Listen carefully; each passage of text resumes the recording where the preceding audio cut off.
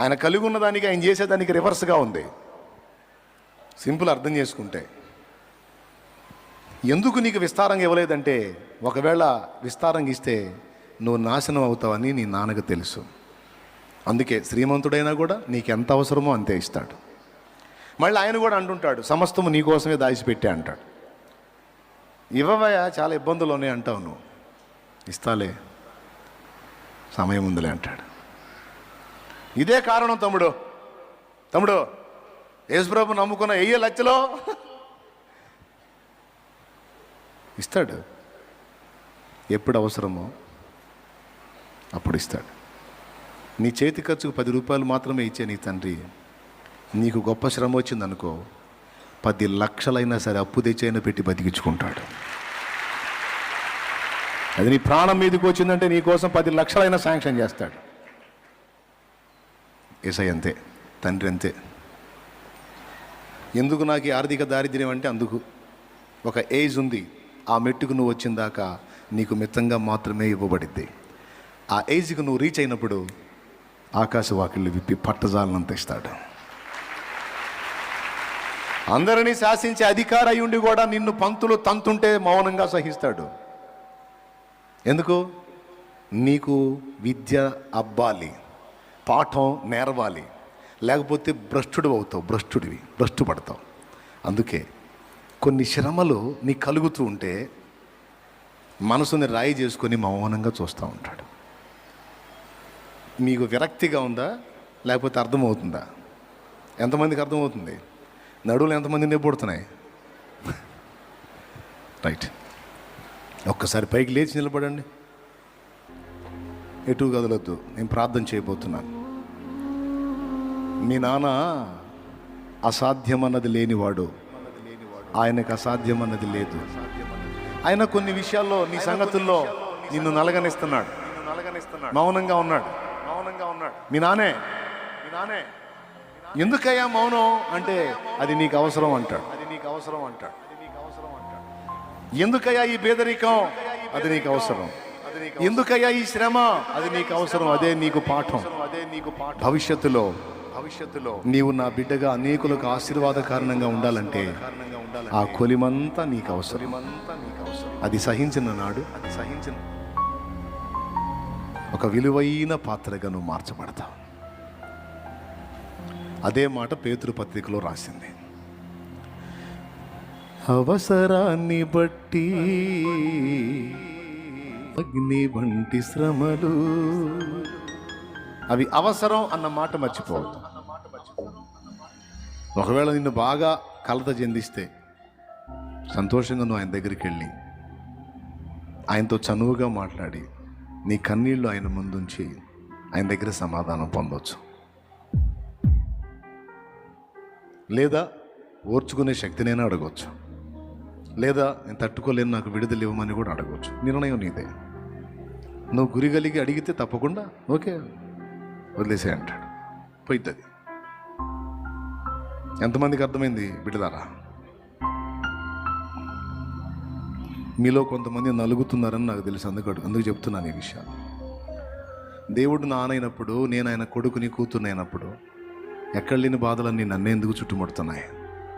నాకెందుకు ఈ బాధలు, నాకెందుకు ఈ ఆర్థికలేమి, నాకెందుకు ఈ రోగాలు, నాకెందుకు ఈ సమస్యలు? నిజంగా అంత ప్రేమగల తండ్రి అయితే ఇంత క్షోభలో నేనుంటే ఆదుకోడా, ఆదరించడా అంటే దానికి సమాధానం.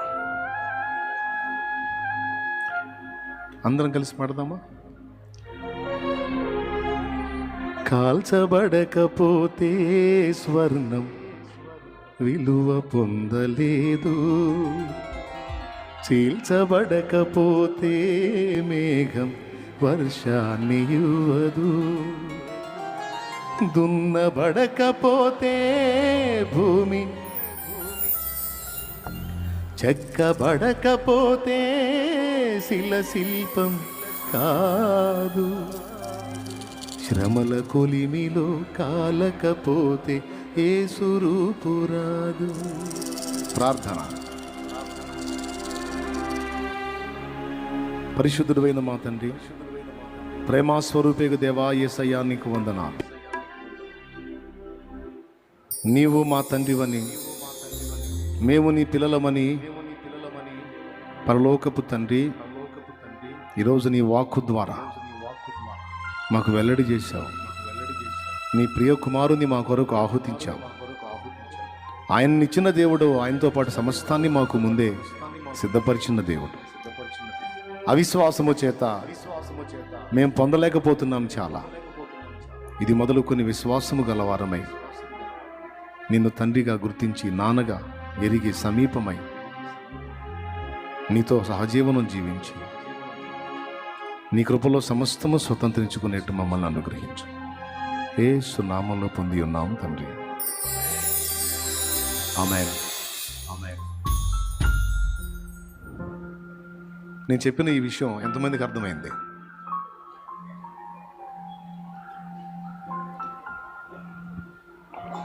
ఇంకొక 5 నిమిషాలు అయితే ఎవరి దారిని వాళ్ళు వెళ్తారు. మళ్ళీ ఆదివారం లేకపోతే ఆ శుక్రవారం ఎప్పుడో కనపడతారు మీ దయ వచ్చినప్పుడు. కానీ నేను చెప్పిన ఈ విషయాన్ని మాత్రం దయచేసి ఏదో ఆదివారం కూటం అయింది, అయిపోయింది, అంతటితో అది ముగిసిపోయింది అన్నట్టుగా వదిలేయకుండా ఈ అనుబంధాన్ని మీరు కానీ సాధన చేయగలిగితే నేను ఎలా ఉన్నానో మీరు అలా ఉండగలుగుతారు. ఏదైనా నేను దేవుల్లో ఆనందించి విశ్రాంతి పొందగలుగుతున్నానని మీకు అనిపిస్తుందా? శాలేమన్న నెమ్మదిగానే ఉన్నాడు, విశ్రాంతిగానే ఉన్నాడు, దేవుల్లో ఆనందం ఆదరణ పొందగలుగుతున్నాడు అని మీకు అనిపిస్తుందా? అనిపిస్తే చేయొచ్చు. కన్ఫామా? ఇట్టన్ డౌట్ లేదుగా? రైట్. దేన్ని బట్టి? సమస్యలు, బాధలు, ఇరుకులు, ఇబ్బందులు, అప్పులు, తిప్పలు, ఆర్థిక మాంద్యం, నిందలు, అవమానాలు ఇవన్నీ నాకు లేవా? ఉన్నాయా లేవా? ఓరు నాయన, ఇప్పటికి వెతుక్కున్నా ఉంటాయి, చూసుకోండి. ప్రసంగాలు ఉంటాయి నా మీద, దుష్ప్రచారాలు ఉంటాయి నా మీద, ఏడుపులు ఉంటాయి నా మీద. ఇన్ని ఏవి కదిలించవు. కారణం మా నాన్న.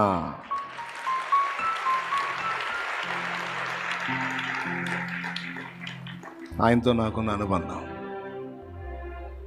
నేర్చుకొని జాగ్రత్త పడండి. పరలోకమందున్న మా తండ్రి, పరలోకమందున్న మా నాన్న, నీ నామం పరిశుద్ధపరచబడునుగాక, నీ రాజ్యం మాకు వచ్చుగాక, నీ చిత్తం పరలోకమందు నెరవేరుచున్నట్లు భూమి యందును మా బ్రతుకుల్లోనూ నెరవేరుగాక. మాకు కావలసిన అనుదిన ఆహారము నేడు మాకు దయచేయి. మా పట్ల అపరాధం చేసిన వారిని మేము క్షమించి ఉన్న రీతిని మా అపరాధములు క్షమించు. మమ్మల్ని శోధనలోనికి తేక దుష్టి నుండి, కీడు నుండి తప్పించు. ఎందుచేతననగా నానా రాజ్యము నీదే, నానా బలము నీదే, నానా శక్తి నీదే, సమస్తము నీదై ఉన్నది నానా. ఆమేన్. ఆమేన్. ఆమేన్. పరిశుద్ధ తండ్రి, నీకు వందనాలు. ఇదిగో నా ఎదుట నిలిచినటువంటి బిడ్డలందరి కొరకు ప్రార్థన చేస్తున్నాను. వారు ఎదుర్కొంటున్న శారీరక, మానసిక వేదనల్లోంచి, శ్రమలో నుంచి, సమస్యల్లోంచి వారిని విడిపించు. నీవు వారి తండ్రివని, నీవు వారి నాన్నవని, వారు నీ పిల్లలని ఈరోజు పరిశుద్ధాత్మ ద్వారా వారికి నాకును కూడా మరొకసారి సాక్ష్యం ఇచ్చావు. మా నాన్న, మా బాధలు, వేదనలు, ఇరుకులు, ఇబ్బందులు, సమస్యలు, వ్యాధులు అన్నీ నీకు తెలిసే ఉన్నాయి. అన్నీ ఎరిగిన తండ్రివి నువ్వు.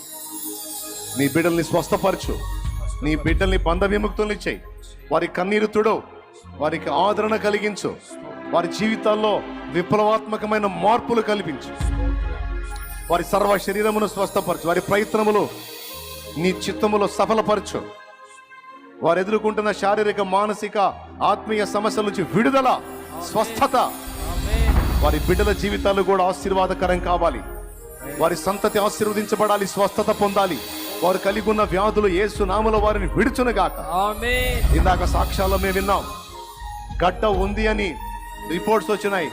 కానీ ప్రార్థన తర్వాత వెళ్ళి చెక్ చేయించుకున్నప్పుడు గడ్డ తరిగిపోయి రెండో మార్క్ టెస్ట్లో గడ్డ లేదని వచ్చేటట్టు రిపోర్ట్ ఇచ్చావు. విత్ రిపోర్ట్ కూడా పంపించావు. అలాగా ఎంతటి కార్యమైనా నువ్వు చేయగల దేవుడవు. ఓ, ఎన్నో రిపోర్ట్స్ ఇప్పటికే మార్చి సాక్ష్యం ఇచ్చిన దేవుడు. నీ పిల్లల రిపోర్ట్స్ యేసు నామములో మారిపోవునుగా, వారికి స్వస్థత కలుగునుగాక, బలహీనతల నుంచి విడుదల కలుగునుగాక, మనశ్శాంతి కలుగునుగాక. కనికరించి పసిబిడ్డలు మొదలుకొని వృద్ధుల వరకు క్షేమాన్ని కలిగించమని, వారి చేతనుంచబడిన నూనె కూడా నీ పరిశుద్ధ రక్తముగా మార్చి దాన్ని వినియోగించి ప్రార్థించడం ద్వారా స్వస్థత చేకూర్చమని, రక్షణ బాప్తిస్మానికి సిద్ధపడి వస్తున్న బిడ్డల్ని దీవించు, వారికి నీ చేతులతోనే రక్షణనిచ్చి నిత్య జీవ గ్రంథంలో వారి పేరు లిఖించు. తిరిగి వెళ్ళనై ఉండగా బిడ్డలకు తోడై ఉండి ఎక్కడ ఎవరు ఏ కీడులో పడకుండా నీ కృపా కాపుదల బిడ్డలందరికీ దాయిచ్చే. స్తుతి మహిమ ఘనత ప్రభావం నీకే చెల్లిస్తూ, కృతజ్ఞత వందనాలు చెల్లిస్తూ యేసు నామములో ప్రార్థించి నిన్ను మహింపరచుకుంటున్నాం తండ్రి. ఆయన మనందరికీ తన కాపుదల నుంచి నడిపించునుగా. ఆమేన్. రైట్, సిద్ధపడ్డ వాళ్ళు